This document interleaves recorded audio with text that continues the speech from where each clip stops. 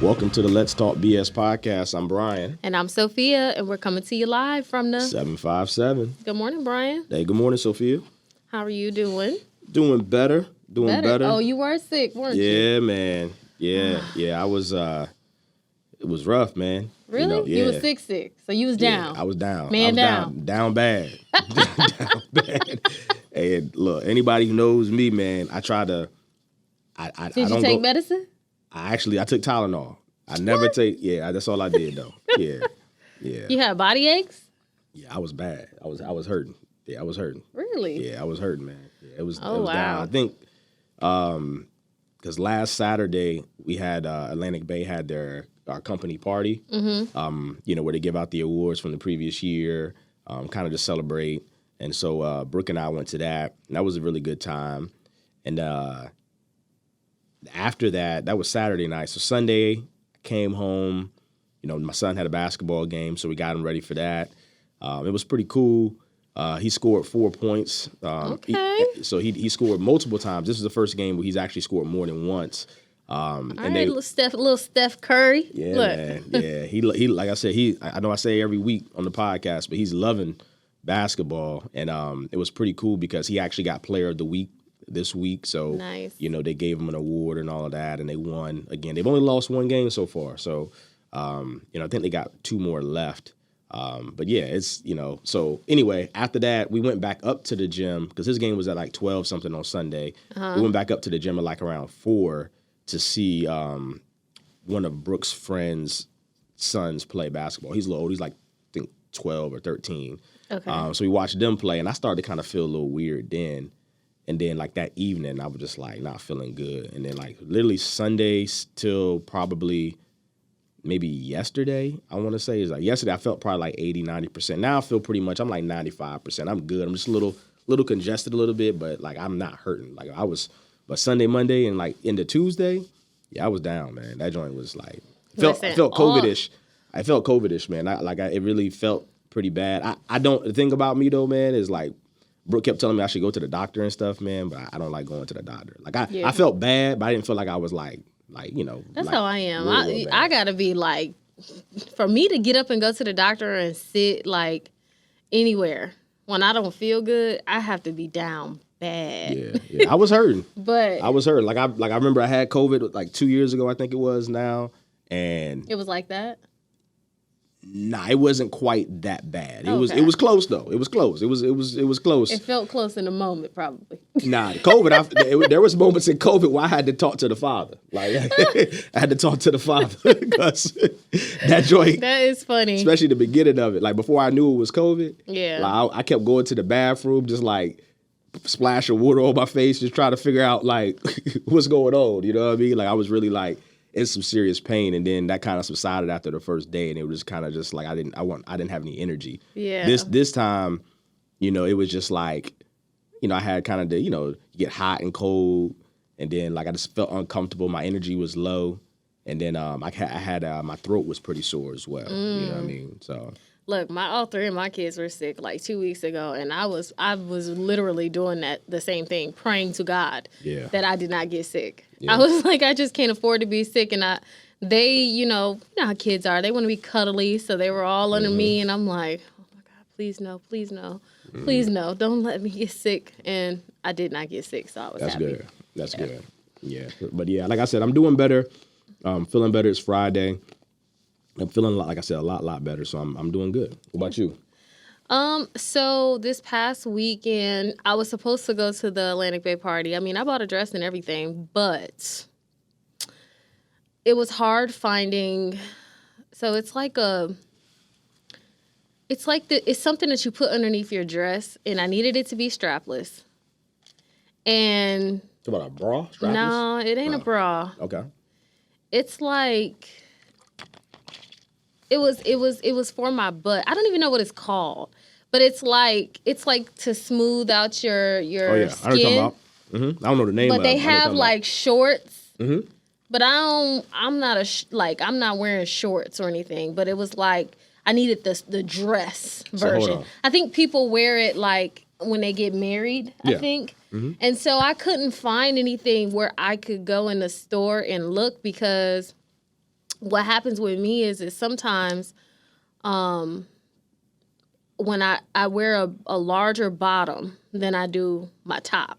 And so if I buy things and I get it larger for my butt area, it's too big for my chest area. Yeah. So then it doesn't.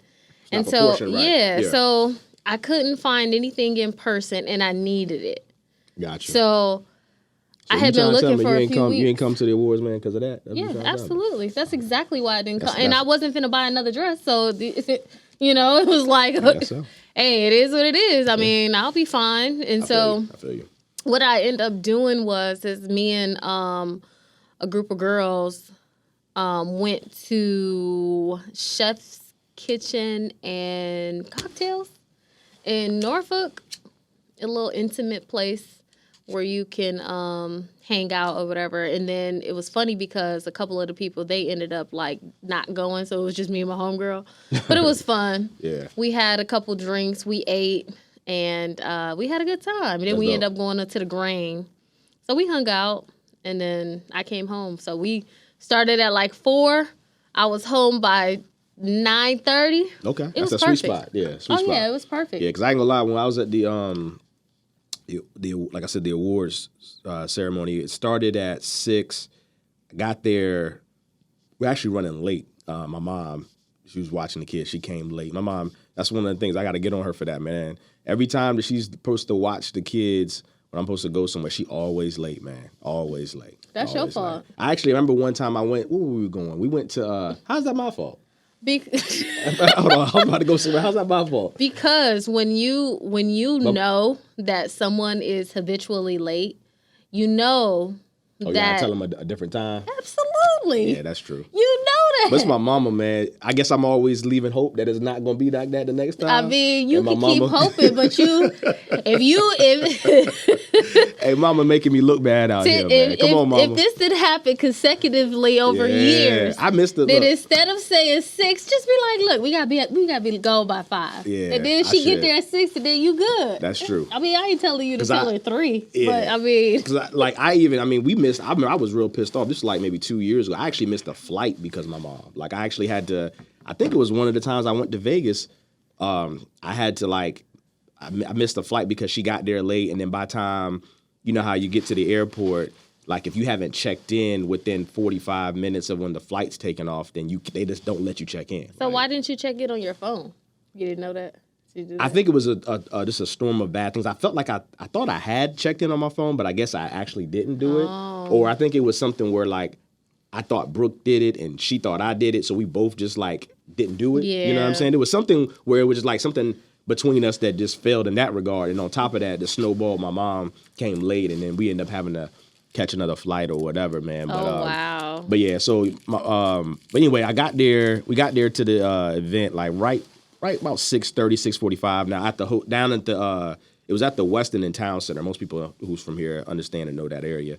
But what was going on also that evening was a gymnastics competition. So when I tell you it was flooded down here as far as just like people. So that makes sense because I was at the Grain and it was a bunch of kids there late at night and they were all dolled up. Oh, yeah. Yeah. Yeah, see, you're in the Grain. That's Norfolk. So we Virginia Beach was actually where it was at. You know what I'm saying? So you had a lot of people who were staying at the Westin. So when I'm talking about traffic, like once we got down to Town Center, like we got there at like 6:20. We didn't get parked until like damn near 7 o'clock.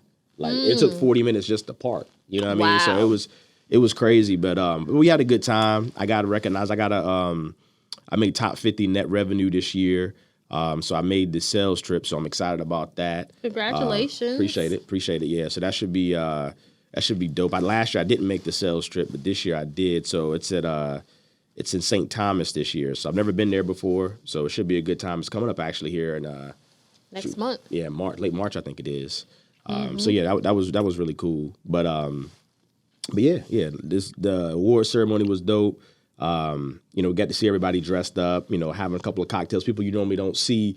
At the office. Kind of with the hair a little, down a little bit. You know what I'm saying? So it was a good time. It was a really good time. The point I was trying to make was Brooke and I, man, like around like 8:30, 9 o'clock. we was kind of tired, man. We was like, look, it's, like it kind of got a little stagnant for a while, so we ended up leaving and getting some food. Like went to Yard House and then went to what's the spot name? Legal Seafoods. Went there as well, get a couple of drinks, and then we ended up, like we got a hotel there, so we stayed there. But yeah, we was tired, man. Like you said, when you that little sweet spot around like 9:30, yeah, that's that time. Yeah, you know what I'm saying. Yeah, I was ready. I said, oh, okay, this is perfect. I came home that night. I washed my hair, and I was like, I don't know. I just was chilling. Yeah. Like it was nice. I was out. That was done. And I was back home at a decent hour, and I still was able to do stuff. Yeah. Because you out all night, you come home, take a shower, and then I just wash my hair. I was like, oh, well, let's go ahead and knock this out. Yeah. So like I said, ever since then, I was under the weather for a little bit, but I'm good now. Bounced back. A couple things that I know we've been seeing here. I know on Sunday, something I also did check out was the 60 Minutes interview that Jerome Powell did, the head of the Fed chair. He spoke about, because they had the Fed meeting the previous week, and so, he had, some decent comments. I mean, they did say that he doesn't anticipate a rate cut in March, which had a slightly negative impact on rates. And then he kind of like, on his interview on Sunday, he kind of doubled down by saying that, and he also kind of made it. It's funny how when he speaks, how he moves the market, man. Like he's very, very powerful. His words are when it comes to like, the interest rate market and the mortgage space, man. But he said he was optimistic of rates being cut this year, the Fed rate. But as far as like when that's going to start, he didn't really leave very many signs of when that's going to start. And so that kind of left a negative imprint when it comes to rates, because, folks were thinking it was going to start in March. And then he was like, nah, it's definitely not starting in March. And he's like, honestly, I don't know exactly when. So, I mean, that kind of had a negative reaction when it came to the rates. So, earlier this week, I mean, we've been had kind of a upward tick in interest rates. I'm pretty sure you saw that. Yes, right? Absolutely. Yeah. So I had someone that was, it was funny because it's funny how, Desktop Underwriter, which is this platform that we use to run your application to obtain an approval, right? Yeah. And that's kind of done up front before it gets to a live person. Yeah.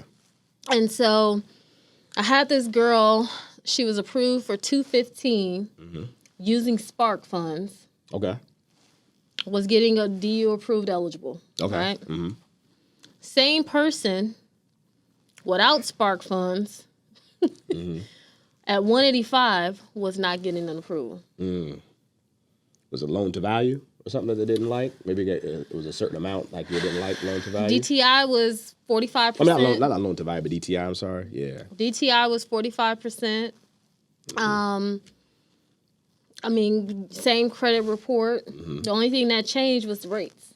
Because there was a difference between last week's rates and this week's rates. Yeah. And so she was upset at me. The bad guy, the bad gal. Yeah. Yeah. And she was like, well, I'm not going to find anything at 185. And I'm like, there's a possibility that you may. Yeah. Is there going to be, tons of properties at that price point on the market? Probably not. Yeah.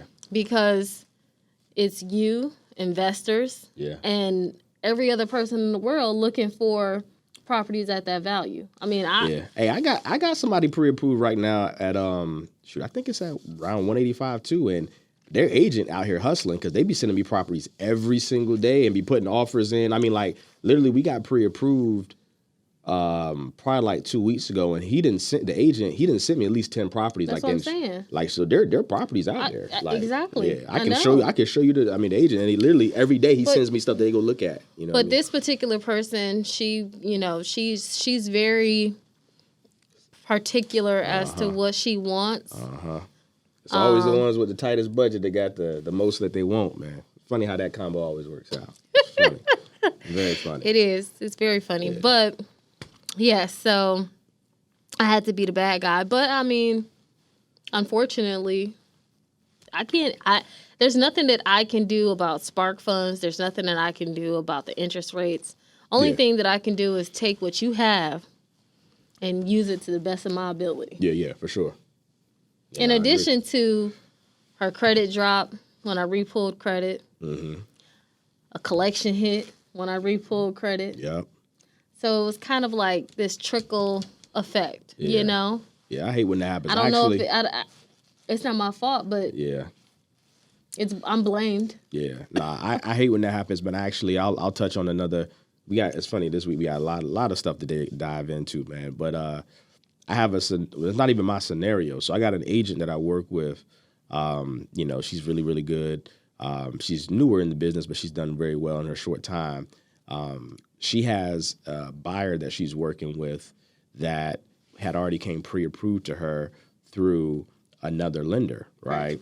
And so the buyer had met this lender at, I think it was like at a first-time home buyer function that particular lender had put on. So they were pretty loyal to him, you know what I'm saying? Okay. And so, you know, normally the agent would try to, you know, shoot them my way. But she didn't do it because of the circumstances, right? Right. I think that's respectful. 100%. So it was funny. I had a conversation with her earlier this week because she was getting frustrated because of just the lack of communication that the lender was given to the buyer. And then also to her as well, right? Because, you know, they are trying to get pre-approved. And from her understanding, they're really, really close. But there's just a couple things they need to work on, but he's not really clear on what those things are. And then when he says things, it keeps changing and all that. And she was like, Bryan, I just wish you were a part of this transaction. I feel like every time, you know, you're very thorough with, you know, the folks and let them know exactly what it is. You kind of speak directly to their situation. And I was like, yeah. So anyway, long story short, she sent the people to me. I spoke to them and I pulled their information. And it's funny because they had a kind of a situation, which you said, where their score was like right around like 600, 605. And the person actually tried to do a rescore for them, right? To get them above 620. And what happened is the people, they did what the rescore asked of them. But while that was happening, two collections popped up, right? So that actually, after they did the rescore, when they got the score back, their score actually went down. So, and that was something that, you know, the previous lender didn't explain to them what happened and why it happened. I don't even know if that person knew. You know what I'm saying? Like, I don't know the lender. I can't speak for them.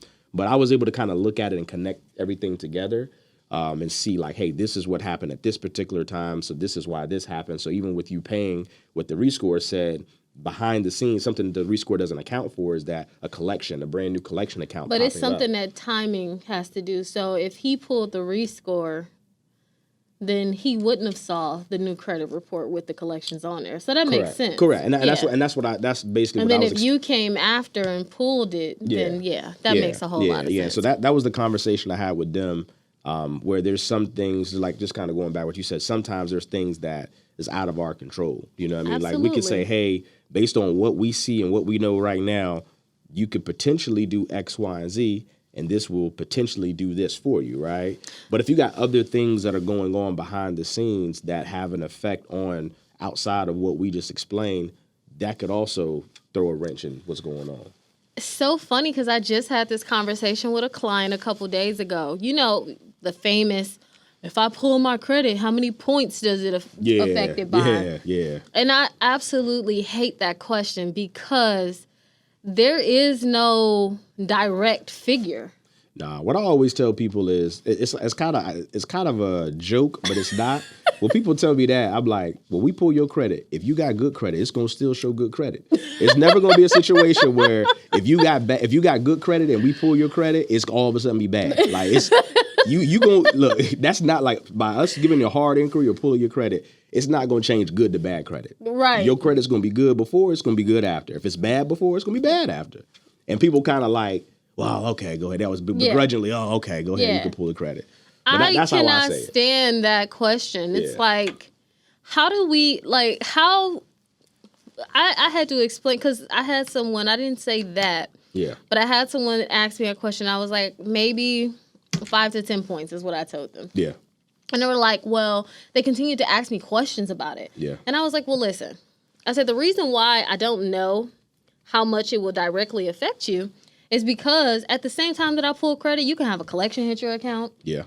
You can have an on-time payment or a late payment hit your account. Those are things that I can't account for. Yeah. I said it may be a situation where I pull credit and you don't see a difference at all. Yeah. I mean, we just don't know the way credit is formulated. Mm-hmm. I don't. Who have you ever seen somebody or met somebody who worked for the credit bureaus? I ain't never. It's like they a ghost. Secret society. Yeah, they ghosts, man. That's actually funny you say that. I've never, and I've been associated. Have you ever seen like a job posting about? Nah, they keep that job eternal, dog. Like, who is out here making this formula? Whoever knows the formula for credit, I need to meet them. Yeah. I'm sure there's a reason why you never hear people who work with, Experian or TransUnion. They like the CIA. Yeah, man. Yeah, they exclusive. I would love to meet someone who works for the credit bureau who's a part of that calculation. Yeah, who putting the numbers in, you know what I'm saying? Who actually dialing them numbers in, dog. Can we have the calculation, please? Yeah, can we have the what is it, the algorithm? Yes. Yeah, can we have the algorithm, please? Yes, because, and my thing is that like top secret? Is it like... Nah. Do you have to have a high-level security clearance to know that? Right. It seems that way. It does. It sure seems that way. I don't know if that's the fact. Because that is one thing that ain't never been leaked. Yeah. Same with these hackers. Yeah.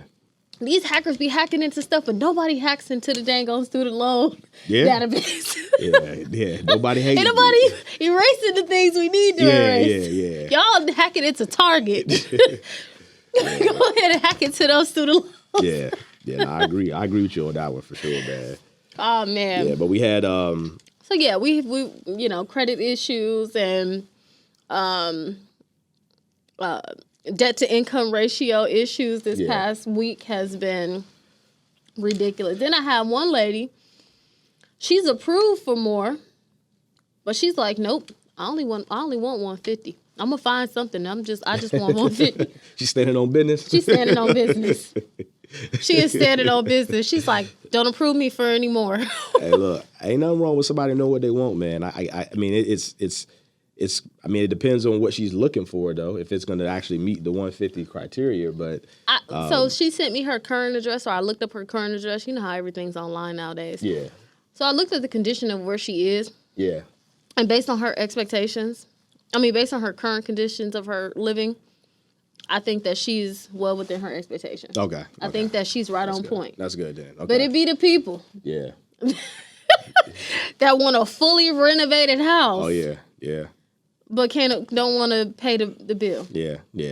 Like I said, I have this conversation with people all the time, man. A lot of times, especially people in the circumstances you just mentioned, Sophia, where it's like, not that they're limited, it's just that they're in their mind, they want to spend a certain amount. Maybe they want to have their monthly payment be a certain amount. So therefore, they want to stay at a certain price point.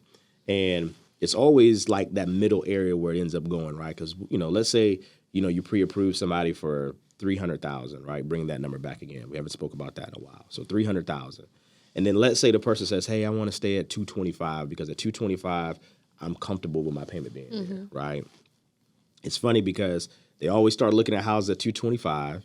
Then they get frustrated but they're not finding something that's within where they want to be on a monthly basis. And then, they always end up finding something that's probably like right in the middle, maybe around like 260, 270.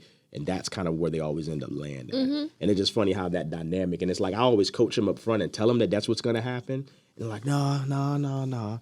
And then it's like once they end up find a house, that's typically happens. You know what I mean? Yeah. It's actually normally closer to the top of their budget than it is closer to where they want to be monthly. You know what I mean? Because once you start, but I understand sometimes people, you gotta, that's the old thing. You gotta touch the stove to see if it's hot. You gotta actually, see it for yourself, see what's out there, and see that, hey, it's not realistic that you're gonna find something. Touch the stove to see if it's hot, boy. Yeah. You better ride your dad. Better ride my dad. What you mean? Yeah, that sounds like an old saying. Oh yeah, that is an old saying. Matter of fact, shout out to my dad. Today's his birthday too. Oh, so happy birthday! Yeah, shout out to my pops, man. I'm gonna see him later, so that's what's up. So, but yeah, I'll be around my dad today. I ain't been around him in a little bit, but I'll be around him a little bit later today. But yeah, I got old sayings for days, man. But honestly, them old sayings, man, like you laughing, but them joints, like like 60, 70 years later, them joints still resonate to me anyway. I mean, it gives you a lot of. My mom used to say, it was this one saying she used to say, you ain't got a pot to piss in and a window to throw it out of. She used to say that all the time. Jeez. When somebody was broke. Oh, wow. Dang. She coming for the neck with that one. Dang. I used to be like, what? I always heard this, you ain't got a pot to piss in, period. Like, she went to throw it out the window. And a window to throw it out of. Dang. She really going for nothing. it. Dang. That hurt my feelings. That hurt my feelings hearing you say it. It's crazy. I used to die laughing I remember when she first said it and I was old enough to understand like she was really coming for somebody. Yeah. That's crazy. That's absolutely crazy. But yeah, so yeah, I mean, another thing I'll bring up. I know we've had, I think it was 2 weeks ago, we had one of our tax partners come and spoke about just kind of different things tax-wise that's, going on and some of the changes and just how taxes and real estate, are intertwined. Yeah. So I got a guy that I'm helping right now and, something that I want to make sure people understand, especially for folks that are either self-employed or on a Schedule C, a lot of times, you're going to probably owe for taxes, right? Because if you haven't paid taxes throughout the year on the income that you've earned, you're going to have to pay it come tax time, right? Absolutely. And so what I've been running into and what I've seen just over the years and just with this particular situation is kind of, top of mind is that, that information is very important when it comes to us, helping you buy a house because, if you owe the IRS money, we need to know exactly what are the terms of that payment arrangement because that payment arrangement is something that is going to be, reviewed when it comes to you buying a house, right? So you're going to have, obviously, in most cases, a monthly obligated payment to pay back this debt that you have acquired either for that particular year or even over a multitude of years. So, I just want to put that out there because, I have a particular person I'm working with right now, and that was something that wasn't brought to the forefront, at least not all the information until like when we knee deep in the situation. So we're now trying to maneuver and trying to work around it the best way we can. But just being very upfront with, where you stand when it comes to the IRS. Do you owe them money? Do you have a monthly payment arrangement going on? Do you owe money just for last year or do you owe money for the last 6 years? Like that's something that, is very important information that you can't just like not speak to us because we honestly don't know. We only are limited to the information you provide us. So when we get a document like your tax return or your bank statement, we can only see what's going on right now. And so some of these questions we can't really ask unless we know. You know what I'm saying? So, well, I think so. In most situations, when it comes to that, what you're saying, it's not a matter of we don't really know. It's a matter of, yes, we're going to find out. So just Correct. be upfront Yeah. with your situation because we have to document everything. Yeah. And in this particular situation, this person owed taxes, right? Yeah. And so we're going to ask for, okay, if you owe, that means you're paying on it. Okay, give me the monthly payment. Yeah. And then once you give us that installment payment, it opens up a new can of worms, right? Yeah. So you might as well just be upfront. It's not like we're not going to find out. Yeah. Right? Yeah, and it's just the relationship between buyer and lender. I feel like sometimes, and I'm pretty sure you feel this as well. I know I'm a guy, maybe it's different coming from a woman. But a lot of times, they be lying, and it's like it's a situation where it's like, hey, we're working with you. It's not like not against you. Yeah, not against you. Yeah. So I feel like it's like there's like almost like a friction between like, hey, I don't want to give them everything or tell them the full story because I do not want them to get, this loan to get the house. There's right? an intimidation factor. So there's like if I say this, is this really going to bite me, right? Yeah. Versus just saying it so we can kind of figure it out because we can maneuver around. Yeah, because the worst part is finding it out a week before, a day before, or 5 days before you're supposed to close, and then everybody in the transaction is impacted. You know what I mean? Because you don't know if the sellers are dependent on this particular sale to, move them, across the country or wherever. So those decisions that you make when it comes to us asking for information or you withholding information could very well impact a lot that you were probably not even thinking about. It's so bad, guys, to where I'll ask a person all the questions up front, right? And then let's say later on in the transaction, we need something. Like, I remember one time I needed reserves. And this lady told me she banked at one place. Well, hold on. Explain what reserves are, just for people who may not understand what reserves are. What you do? So reserves is a certain amount of money that is held in your account after you close. So it's just basically a savings that you have, right? Yeah. And so sometimes when you're buying a house, the underwriter may say, okay, you're approved, but we want to see a certain dollar figure in your account that you have saved with your own earned income. Yeah. Every now and again, they may allow things like your retirement and funds that you have put into that retirement, stocks and things like that, but it's all program specific. So every program has different requirements, but ultimately it's a savings account. So they want to see that you're not depleting your funds to buy this house, right? Yeah. So I had a person who got under contract, and sometimes with approval, if something in your application changes while you're under contract, that can change your approval. Just because you're under contract doesn't mean that you can just go out and do whatever you want to do. Correct. We got to keep the application practically the same until you close. And then once you close, you can do whatever it is that you want to do. But up until then, you have to keep your application within, I would say, it's a certain amount of time. Yeah. I mean, a certain, you have to keep it within the same amount, right? Okay. So this person, she told me she didn't have any money besides this one account. But then some things changed in her application with, I think it was her credit. We had to repull credit because after 120 days, that credit report expires and then we have to repull credit. So if you are a buyer that took 100 days to find your house and then we need 30 days to close, well, that's going to put you at 130 days. So we have to repull credit during the transaction. So we did, and her credit scores dropped. So then she had to have reserves, right? So I was like, oh man, like what we gonna do? She ain't got no money. Mm-hmm. I was like definitely freaking out. Yeah. I was like, you know what? Let me just call and ask if you got some money on the side. Yeah. Because I'm pretty sure it's something that you didn't disclose to me. I called her. She had $10,000 in the account she didn't want her husband to know about. Apparently she didn't want you to know about it either. Apparently.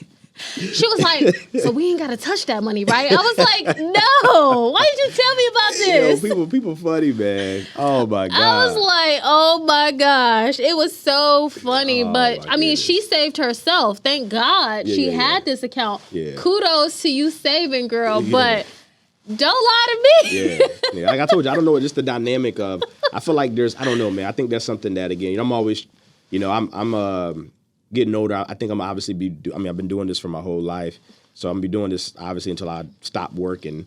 But there's some things that I want to do in this industry that I feel like can be done a little bit better. And that's something I don't know as far as the relationship when it comes to the lender and the buyer and then just the amount of trust, I guess, that's involved. Because like those things and those stressors, like that should just not happen. No. You know what I'm saying? Mm-hmm. Like, I don't know, but I feel like there's something that we can maybe do differently. Maybe we can brief them in a different way or just kind of have an understanding, something. I don't know, man. I feel like there's something that I'm going to put myself, in to try to make sure that happens moving forward. You know what I mean? Like, it's crazy. It's crazy. Is so funny. Yeah. It's so funny. But that particular situation happened to me, and I just was like, whoa. Yeah. Like, thank God that we were able to move forward, because had you not had that money... Yeah, you probably want to get the house, man. I mean, we would have figured it out. Yeah. Look, we was under contract. We would have figured it out. But that just made the transaction so much easier. Yeah, for sure. I didn't have to, like, rob people to pay Paul to get the transaction to work. Yeah. So I know something that I saw on social media that I wanted to touch on is a lot of people... they really don't understand the difference between the list price and home value. Yeah. Yeah. Mm-hmm. Right? Mm-hmm. And we always talk about equity. We always bring that up like, oh my God, equity is great. If you buy a house, in a few years you're going to have equity, right? Yeah. But at the beginning, when you first purchased the home, the house is listed for a certain amount, but then the value of your home could be different from that list amount. Yeah. Mm-hmm. So I wanted to just touch base on that and kind of, if you have any examples, bring them up. But yeah. I mean, it is a conversation that I have a lot with people, that are buying, especially first-time home buyers. Mm-hmm. I'm very pro on, buying real estate because of, the equity and the wealth that's involved that, goes and grows over time. But yeah, just understanding like, hey, a list price is simply what a house is listed. So when you have a house that's for sale, in most situations, either an agent, a real estate agent or realtor is listing the house for sale, right? Mm-hmm. And they typically do their homework and come up with the price. Them and the seller will sit there and figure out exactly what they feel that the house could sell for. Yep. And that's their opinion based on, typically comps, the condition of the house. A lot of times I've been in situations where the seller has a lot of influence on that. So sometimes sellers feel that they can sell their house or list their house for more than what it's actually worth, mm-hmm. right, or what the value is.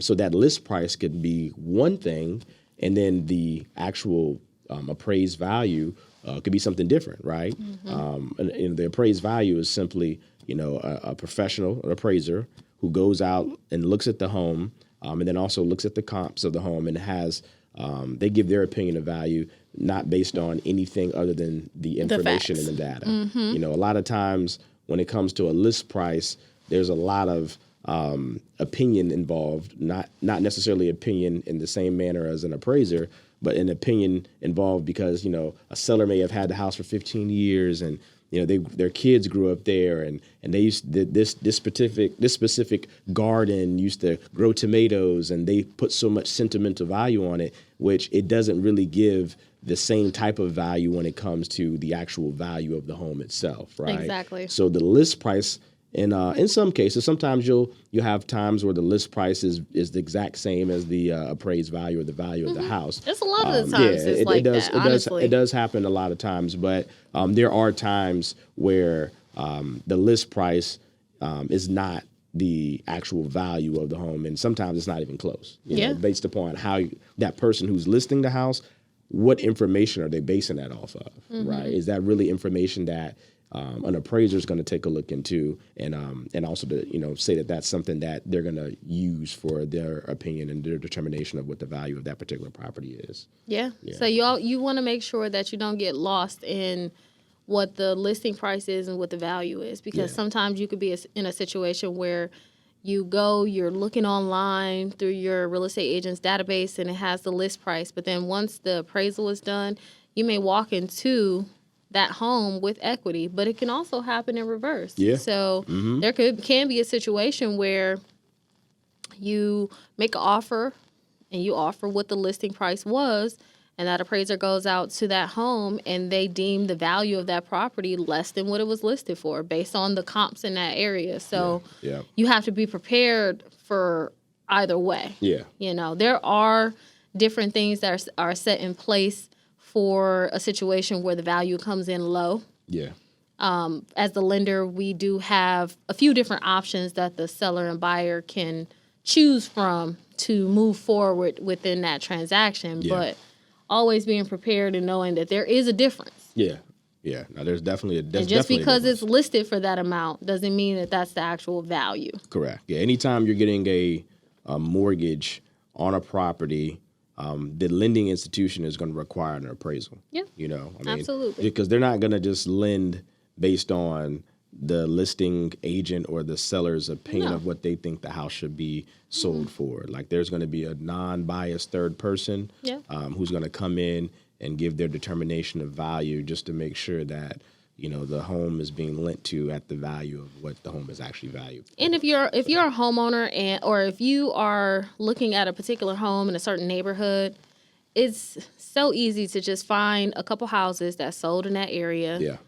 to kind of give you at least an estimate as to what the value of the home is going to be. It may not be spot on, but if you know you're living in a neighborhood where the homes are $300,000, but yet you invested, a certain amount of money to think that your value now is going to put you at $400,000, chances are very low. Correct. Yeah. They're not impossible, but they're very low. Yeah. And that's why I said it's always, because again, when a lot of times when people are listing their house to be sold, they're placing value, or they're just looking at, even if they have the same information that the appraiser is looking at, you may just look at it in a different way because this is your property, right? The appraiser's going to come in there. They have no ties to the property. Nope. They're strictly going to make their opinion based on that information. They are. You could look at 3 comps and then say, hey, well, my kitchen looks better than this person, right? But that's your opinion. Like, it may just be very similar. Like, maybe this kitchen has a couple of things, but your kitchen lacks this, right? And so when you kind of look at the totality of the situation and not have that emotional tie to the situation, you guys are pretty much the same, But a person who's selling a house may say, hey, well, we should list mine $10,000 more because I have this and this one doesn't have that, right? Well, that may be the case. Well, this house may have this and you may not have that. So you got to kind of look at all the different aspects of that, and that's why a lot of times you just got to pay attention to that when it comes to if you're trying to sell a home or just understanding the difference between the list price and then also the actual value of the home. So. Absolutely. Yeah. Another thing that I want to talk, like I said, guys, we got so much to talk about. Another thing that I want to touch on for my first time home buyers is just a reminder that you're buying a house, right? And so what that means is that you are now responsible for any and everything that happens with this property. Yeah. So if you know, hey, I want to be a homeowner. You don't even have to be ready to buy, but I want to be a homeowner. You need to start getting your contractors in order. So you need to make sure you know someone who can do some of the handyman work in the house, or you need to start saving so you can get these things done. Because I had someone who bought a house, passed home inspection, passed every inspection that they could possibly have. And the outlets that are by the sink in the kitchen, those special GFCI. The GFCI outlets, they clicked on it and then it like shut down. Okay. They clicked the little button that's there that's supposed to turn it on and off. You know what I'm talking about? Okay. That's what I'm talking about. And that was something that wasn't caught, or maybe it was working properly at the time, and they bought the house. This happened like 2-3 days later. So as a homeowner, you can't call the seller back and say, hey, because now you own the property. It doesn't matter if you owned it for 24 hours, right? So now you've owned the property, and then they had to pay to get that fixed. Yeah. So when we speak on things like reserves, this is the reason why lenders want you to have reserves. It's because when things come up that are unexpected and it's an emergency and it needs to be taken care of right away, those reserves are going to help you. Yeah. They're going to help you in certain situations when you need to fix something on the house, especially if you just closed. Yeah, 100%. Yeah. Yeah, that's right. That's right. That's absolutely right. And something I also want to touch on, too, I know we talked about it when it first I guess was put out there, where now on conventional purchases, for people who are buying a multifamily home, you can put down 5% for owner occupancy. Yeah, that's awesome. Yeah, that is awesome. So I think it changed towards the end of last year. I want to say it was a couple months ago, right? When like December, November time frame, or January. I can't remember. I know it was within the last couple months, right? I think it was a little bit before like the holidays. Okay. Let's say within the last 4 to 6 months. Then, it was a huge change though, because before, when you purchase a multifamily, you had to put down at least 25%? So 25% if you were buying it for investment purposes. Okay. But if you were buying it for primary use, 15%. It was 15%. Okay. Yeah, it was 15%. So they made a change now because when people were buying, and multifamily is definitely something that a lot of folks have been looking into more, I would say, over the last 5 to 10 years than prior to, because of the investment piece that's involved with the multifamily unit. So what happens is now you're able to put down 5% if your intention is to occupy one of the units. And so one of the reasons that Fannie Mae and Freddie Mac has allowed that is because the lack of people being able to put down that 15%, because a lot of times multifamilies are purchased by first-time home buyers, right? Because you're sharing living spaces, right? And so that's just kind of a way to help, when it comes to those costs becoming a homeowner. And so I have a buyer that I'm helping right now in Charlotte who we were looking at his options and everything, and he put an offer on a house, I think it was yesterday, last night, on a multifamily home, a duplex. And the typically in most cases, from us, I know, beforehand, I don't even recall any time I've helped somebody who's put 15% down as a home buyer who was buying it to, owner occupied, because most people, they would just go FHA because FHA allows 3.5%, you know what I'm saying? Or they would go VA if they had the VA eligibility. So most people just don't do that, right? As owner occupant, they don't have 15% to do that. So anyway, with the 5% now being, something that you can do, it was pretty cool because, I was able to get him pre-approved. He was able to do what he wanted to do. He wanted to have that investment piece. He's new to Charlotte. He just moved down there for a job. And so he was like, all right, this is perfect. It's cool. And then the listing agent called me last night and was like, hey, I see the letter says conventional. It only has 5% down. Is this something that can really be done? Because he was still familiar with the way things were. And I was like, yeah. It changed. And I kind of gave him a roundabout how when it changed the last couple months or whatever. And so he was impressed. And so that alone, I believe, I haven't gotten the word yet because this was just last night, but I think that he has a good chance of getting that home because, in most cases, when a seller or a listing agent goes over, multiple offer situations, conventional and FHA, if you have an offer with both of those in there or even a VA, conventional is typically looked at as like the more seamless process, the seamless underwrite. Because it's the non-government based loan. Exactly. So, anything that is affiliated with the government is going to have a little bit. Yeah.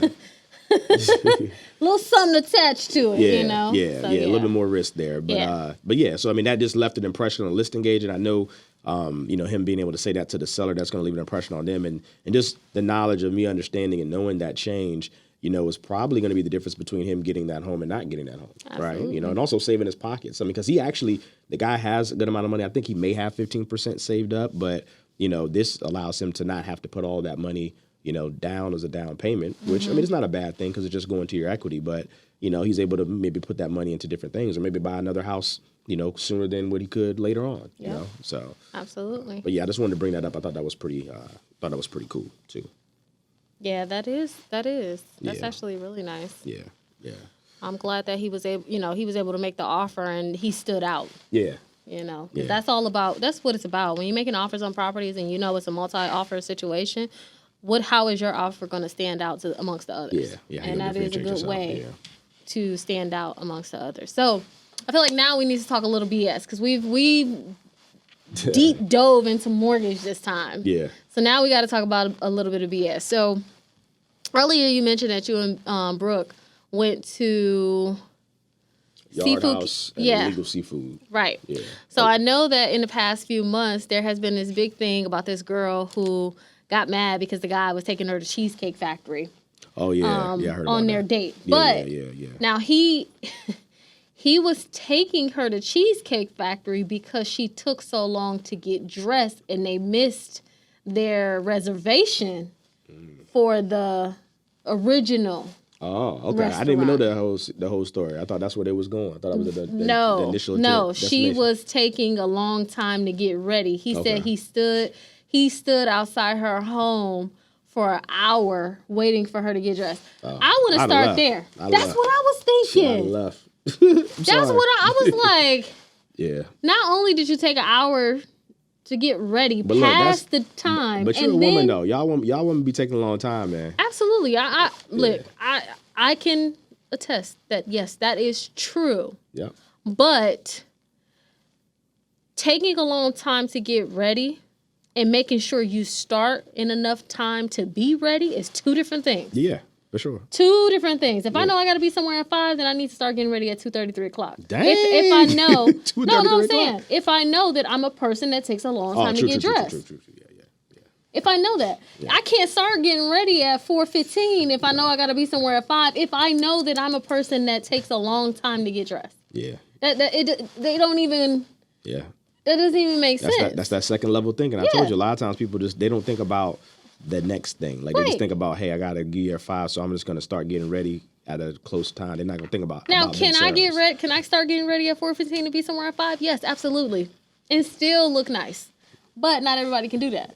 Excuse me. Okay. I mean, it's true. I feel you. Because I don't always wear makeup, so I can literally just put some nice clothes on and walk out the door.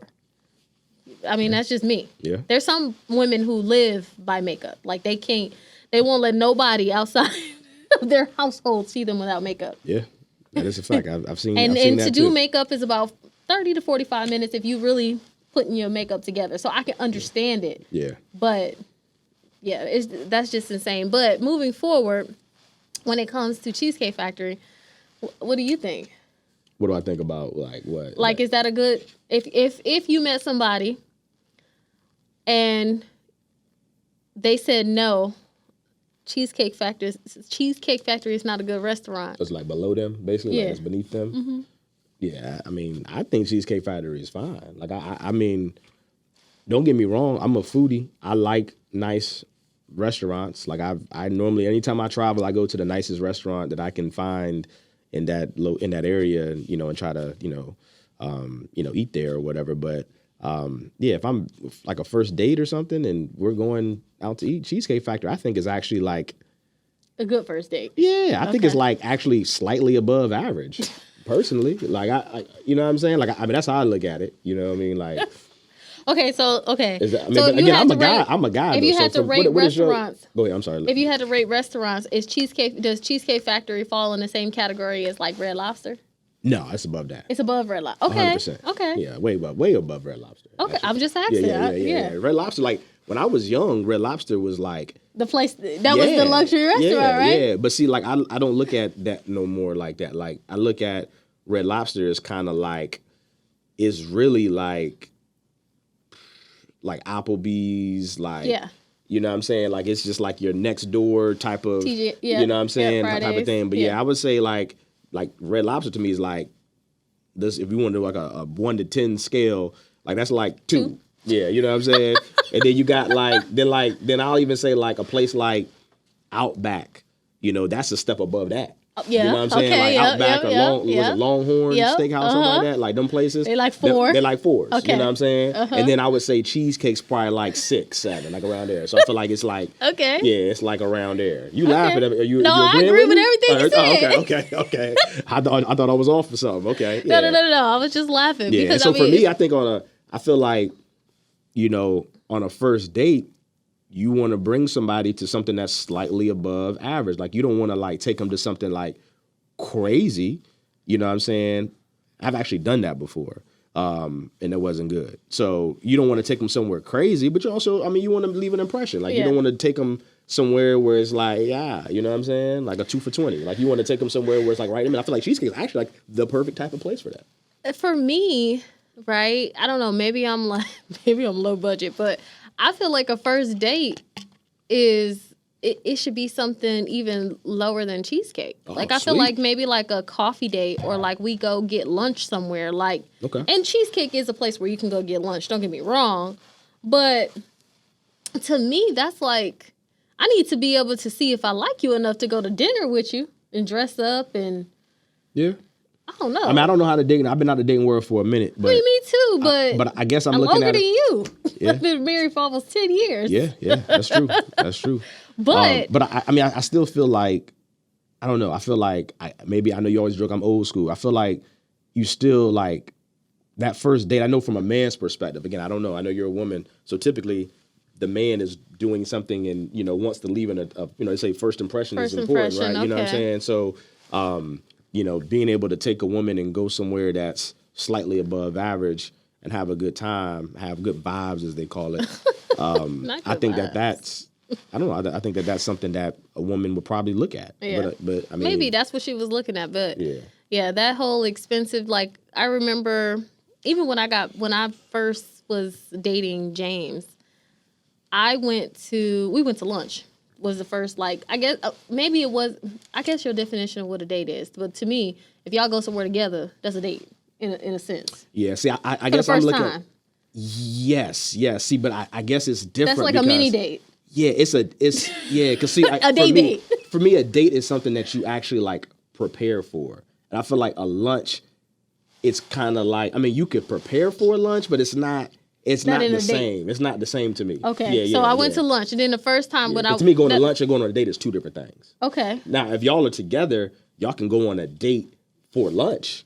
Okay. But like, if you're just, I'm talking about like when y'all are already like together. But if you're like, you are like, one of y'all are courting each other or whatever. And for my mind, courting each other. Okay, so or one of y'all like are interested in the person. Yeah. Like I feel like a date like it's something that typically happens in the evening time. Yeah. That's just kind of it's more ceremonial. So then our first date was at an expense. It was at Prime 112 in Miami. There you go. First date, I guess. If you say restaurant date, yes. Yeah, there you go. That was the first date. But I mean, there was stuff that we did before then that I would consider a date. I feel like we went to lunch one time because that was the place I wanted to go to. Yeah. Then we went to like watch a game at like this place in Brickell, and it was like an outdoor area where it was a bunch of different restaurants, and they had like this huge patio, and then they played this game on a Megatron against a building, and you could watch the game outside, and it was like places that was there was like beer and burgers and hang out, do nothing, chill type of thing. And to me, that happened in the evening time. Yeah. I think it was basketball season, if I'm not mistaken. I'm pretty sure because it was kind of like in the summer-ish. Yeah, that's basketball season. Yeah, basketball season. So, I don't know. To me, those are kind of like dates too, but this was 10 years ago. Now it's different. But yeah, I mean, I just think it's about how the whole approach goes and how the whole conversation goes. Like all of that stuff. There's different variables into that. You know what I'm saying? Like, it's because you can, I feel like sometimes if a guy knows that the woman is interested in them, they don't have to necessarily try to like impress as much as far as like take them to take them to somewhere. That is But true. from, so lately, because I read the book, The 48 Powers of Law, very, very good book for everybody to read out there. Okay. But this explains just like naturally the tug of war of power that goes on your day-to-day life that you probably don't even recognize, like the power between you and your children, you and your spouse, you and your coworkers, I mean your family. Like it's a really good book, good book. But I'll have to get that one. Yeah, it's definitely a pillar book there, I would say. But anyway, like when you're coming from a place of like, hey, you're trying to, again, that's why I said court or whatever, to, man or woman, however you want to go about it, like, you're going to try to leave that impression. But if it's just some situation where you both are, like, feeling each other and you just want to, like, spend time to see if it actually could work, you can go do that anywhere. Like you said. Right? Yeah. So, okay. Because where did you and B go? The very first time y'all met up, where y'all go? Yard House. Okay. Yard House. But I feel Yard House is, like, that's date night. I mean, Yard House is, like, I would say it's basically like Cheesecake Factory for me. I mean, I would say maybe I may have Cheesecake Factory at 6 and Yard House at 5, maybe. Like, but it's pretty similar. Wait, what? Okay. Yeah, what? Remember we were talking about like the 6 numbers? 6 and 5? Yeah, okay. yeah. Like I thought you was talking about 6 and 5 p.m. I'm like, oh nah. I was talking about just like you were rating the numbers like restaurants. Yeah, I said Cheesecake's like a 6. I would say Yard House is teetering between a 5 and a 6. Okay. You know what I mean? Like it's a nice, got good food, like the ambiance, they play the music. I mean, it's TVs. Yeah. I mean, it's, they got nice, bar set up, nice little, not lounge, but what do you call them? The, I don't know high top tables, and then they got the booths. You know what I mean? It's nice intimate setting. The lights go lower at nighttime. I mean, it sets the mood. I mean, it's definitely a nice date atmosphere. But yeah, we went, though. We went, it was a little earlier, though. We went at like, or not early. It was like right after you get off of work. It's kind of like happy hours. We went like 5:30. You know what I mean? I literally left work. Across the street. My office was across the street. And I think she had got off work too. And I was like, hey, let's just go there because it's literally right across the street from where I work at. Right. You know what I'm saying? Yeah. Okay. Yeah. Yeah, that makes sense. Okay. Yeah. Yeah. So I mean, to me that place was like a perfect, like, I wanted to make an impression. I didn't want to say, hey, let's go to I don't know, Jimmy John's, you know what I'm saying? But but I mean, it was right across the street. It was a centralized local place. I remember she had told me she liked drinking beer. Like that was something that she likes, like craft beer. So I'm like, it showed that I would listen to what she was saying. Yard House sell beer. They got a lot of beer. That's what a yard is a beer. Oh. Yeah. I don't drink beer. You never seen them talk? Well, I don't drink beer. So it doesn't attract me. So like if I walk into Yard House, I'm not looking for their beer. Gotcha. You know what I mean? Yeah. As a matter of fact, speak of that, when I went to Yard House, like I said, this past Saturday, when I ended up just walking downstairs from the Westin to during the award ceremony. Every time I've ever been, so complete opposite what you say, every time I've been to Yard House, which has been, dozens of times over the years, I've only had beer when I've had like a drink there, right? It's been beer because that's just what they're known for. They have so many different varieties of them. So this time I actually got a cocktail for the very first time there. It was called something 40 or something. It basically had Woodford Reserve in it. It had like this lemonade or some type of like, sour in it or whatever. And it was great. It was really, really good. So I was just shocked. Every time I've been to Yard House, it's been like, I don't always drink there, but if I do, it's always a beer. And that was my first time having a cocktail, and it was really, really good. Like, nice. Really, really good. Okay. Yeah. All right. Yeah. All right, guys. Well, I think we're going to wrap things up. Yeah. We do appreciate you listening to our podcast. You can follow me on social media, Instagram and Facebook at SKB_mortgage. Yep. And you can follow me. I'm Bryan_Royster. It's BRYAN. And shout out to my 49ers. We're going to take that Super Bowl this weekend. Yeah. All right, guys. So we will see you next week. See you next week.